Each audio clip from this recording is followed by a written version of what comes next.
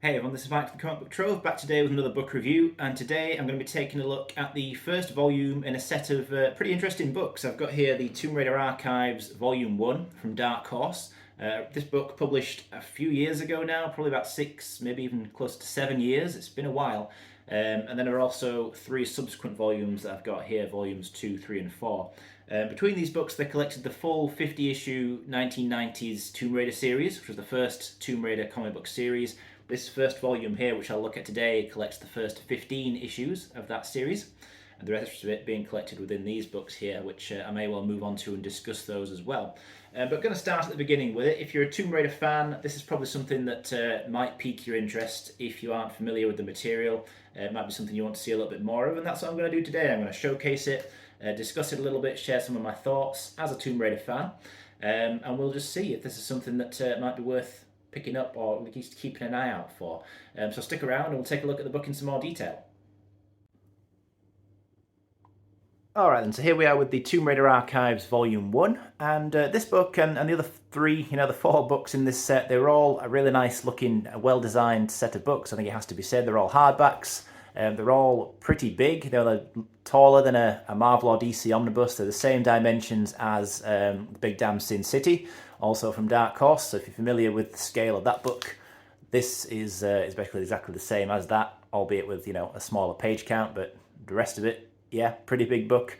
Really nice design here. We've got Lara in a few different images, and yeah, I like it. One thing though that I've got to mention really before I kind of get into it in any more detail, I don't know if this was just specific to my particular copy of this first volume, but it did have quite a frustrating binding issue, where you can see here on the top the pages are kind of coming away from the ribbon. Basically it's just detached, the glue is just not great. So yeah, that was a bit of an issue, and it does kind of feel as though the other 3 books are also not fantastic in terms of the binding. They haven't done the same thing that this one has done, but this does mean that the pages kind of look a little bit weird. They come away from the spine a bit like that. So they're still held together well enough by the sewn binding of the book, the actual thread that runs through the pages. So, it's still readable. But yeah, not the best thing in the world in terms of that binding there. But again, I don't know if that was just my copy and I was unlucky, or if that was an issue with these books in general. I don't really remember seeing a whole lot online mentioning it at the time it came out, but let's move on to the book a little bit more and actually talk about what's in here then, rather than dwelling on the binding. First thing as well, I should probably say again, or maybe second thing here, separate to the binding, is that I believe this book and the other 3, the 4 volumes, are all out of print. I think they might be kind of hard to find at this point in time. No idea what Dark Horse's plans are in terms of possibly reprinting them at any point, or how hard they are to find on places like eBay and stuff like that. I'm really not sure. But if you do like the look of this, hopefully you'll be able to get a hold of a copy at some point somewhere for a decent enough price. And then of course I'll give a spoiler warning as always, just as I flick through the book and show off various pages of artwork and talk a little bit about some of the story. But really what this is, first and foremost, I think is quite a lot of fun, to be honest. If you're a Tomb Raider fan, a Lara Croft fan, especially the kind of original PlayStation era of games, those first 5 games on the PS1. These kind of capture that sort of vibe, because this series launched in the late 90s, I think 1999, so very much in that PlayStation era of Tomb Raider, before it became, very different as the series evolved over the years. So this is really kind of classic Lara Croft, but taking things into a bit of a unique direction. It's not literally just remaking the games, it's not retelling those stories or anything like that. These were unique stories, newly created original stories for the comic book series. Everything in here, I think, is written by Dan Jurgens, who is probably best known for his work on Superman, and in particular the Death and Return of Superman saga. The artwork in here is by, at least mostly by Andy Park.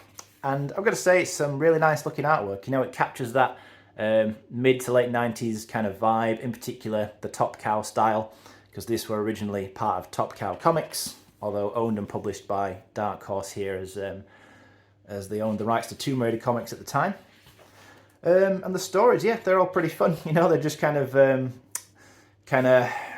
lot of adventure stories. I don't know, it's not like the deepest storytelling in the world. I'm not going to say that these are some of the absolute best comics, but they're just kind of things that are a bit of a light read, not something you really have to think about too much, just a lot of fun. You know, it's Lara going on different adventures. This first story here, about 5 or 6 issues, the first arc is called The Medusa Mask, which sees her going on one of her kind of classic adventures to find said mask. The first 15 issues, as we see collected in this book, I think are the strongest part of the whole series. I will say that. You know, there are 3 other volumes collecting the rest of this, and there's plenty of material in those. But for me, I think I enjoyed this book more than any of those others because of one simple thing, really, which is just that these first 15 issues seem to tell more of an ongoing kind of coherent story. You know, it feels like you're actually following through an ongoing series. What tends to happen beyond this point for the rest of the series, as collected in those other volumes, is that the story became much more kind of an anthology series, just various different short, mostly disconnected adventures, without any kind of ongoing sort of plot thread or story thread running through anything to tie it all together. At least that's how I remember it anyway. Perhaps I'm misremembering it and making a mistake on that one. But I feel like that these first 15 issues in here did tell a pretty good story. In particular, there's a plot running through here with a guy called, I think, Chase Carver, who was a kind of ex-boyfriend slash former partner of Lara's. They end up reuniting. They've got a bit of a complicated history, but circumstances kind of force them back together, and they're working together. And they gradually start to grow closer, you know, over the course of the story again, despite some of their previous issues. But as you can see here, you know, a lot of classic Tomb Raider stuff, you know, fighting a T-Rex. That's about as Tomb Raider as it gets. Really nice looking artwork though, I've got to say. I do quite enjoy this. You know, not the very best artwork ever, obviously, but overall, a nice style. Would definitely be intrigued, as always, to hear the thoughts of others who've read this material. You know, whether you be a Tomb Raider fan or not, and what you thought of this. I think it's okay. You know, it's, like I say, it's sort of right in the middle of the park. You know, it's definitely not bad. It's not into the, you know, the territory of comics that are just forgettable and best not read. But it's not going to blow your mind either, I really don't think so. There's nothing here that's groundbreaking in any way particularly. It's just a case really more than anything else of if you're a Tomb Raider fan, a Lara Croft fan, as I say, then you probably get a bit of a kick out of these stories for the most part. The writing, one thing that is a little bit noticeable, I don't know if this is just because I myself am British, as Lara Croft obviously is as a character, but with it being written and published by an American publisher, there are just some instances where Lara's dialogue in particular seems a little bit kind of Americanized, and that's obviously not a huge problem. It's just something that kind of doesn't seem entirely true to the character, based on how she's been represented, you know, at that point in the games. So just these little Americanisms, these little phrases and bits of slang that she says sometimes where it's like, that's not very kind of, I don't know, sort of posh, British, aristocratic kind of style that she normally speaks in, or did at that time anyway. Again, a minor issue, not really a big thing, but something that I did notice. I picked up on it a few times anyway. But yeah, so this, I can see she's moving through different stories. So by this point, it's a Shangri-La story. Lara up in the mountains doing some more tomb raiding, and that's really what it is. You know, it's, I mean, Tomb Raider always very much kind of drew a lot of inspiration, obviously, from things like Indiana Jones and other kind of serialized adventure stories like that. And that's very much the name of the game here, really. You know, she's going after different artifacts. She's crossing paths with, you know, evil organizations of bad guys who are also trying to get those artifacts, and she needs to outsmart and outfight them. And there's a fair few kind of supernatural, wacky goings on along the way as well, with different monsters and curses and temples for the traps and stuff, skeleton warriors, etc. But as I say, you know, it was something that was quite fun, and it's something that, you know, is a pretty quick read. If you ever do get a chance to flick through it, it's not going to take you a long time to read through, I wouldn't have thought. So overall, I've got to say, again, as a Tomb Raider fan, and with that being perhaps making me a little bit biased, but I do think it is worth reading. Just to get a little bit of I don't know, a little bit of a fun Tomb Raider experience. And then in the back here there is a cover gallery as well, just collecting some of the covers that are shown in here. And it's pretty good stuff. Different artists working on these. Nice artwork, gotta say. Some of these are really cool. But yeah, Joe Jusko, just a classic look there. Just a great artist.